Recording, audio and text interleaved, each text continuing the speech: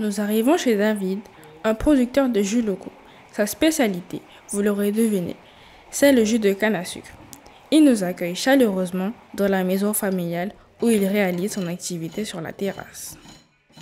David commence le grattage manuel, canne par canne, avec un grattoir. Il s'agit d'un outil artisanal fabriqué avec un ami, spécialement pour les cannes. Ce sont des cannes à sucre violettes. Il les a choisies car elles sont plus juteuses et plus sucrées. Toutefois, elles sont plus difficiles à manier. Il les récupère chez des amis ou chez des cultivateurs de canne.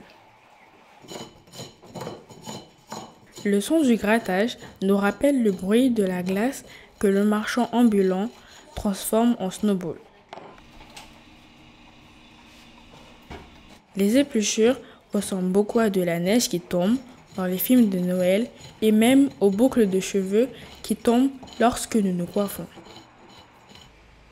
Gratter la canne semble requérir de la force physique. David le fait avec vigueur. Son rythme est constant. La canne se défait petit à petit de son enveloppe. Une fois la canne bien épluchée, il en coupe les extrémités, car elles sont trop dures. Splash! Il les plonge dans un seau d'eau. David répète ses gestes avec plusieurs cannes avant de passer à l'étape suivante.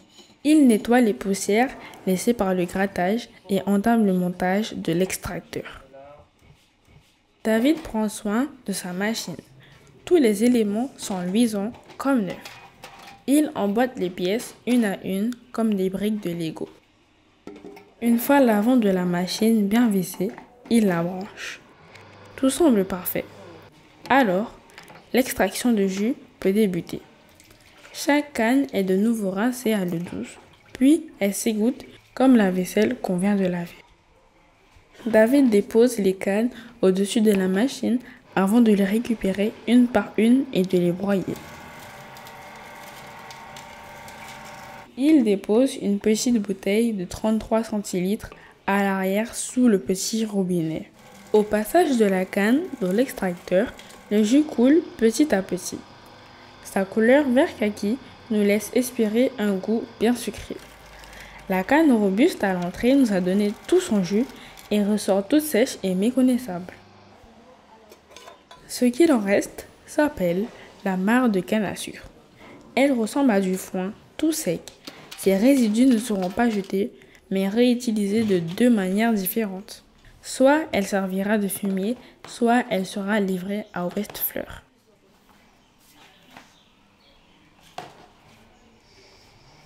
Et puis voilà.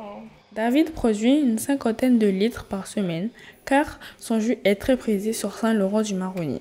Il propose des petites bouteilles de 33 centilitres ou des bouteilles d'1 litre.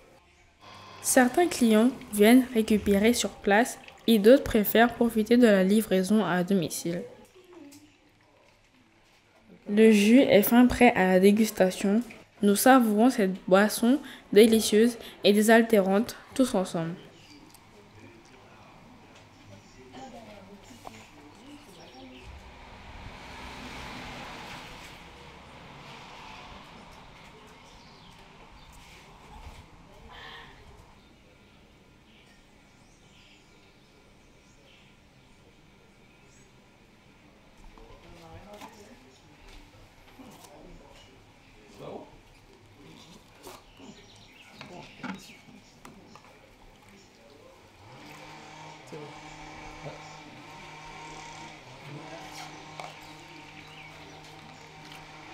Merci beaucoup.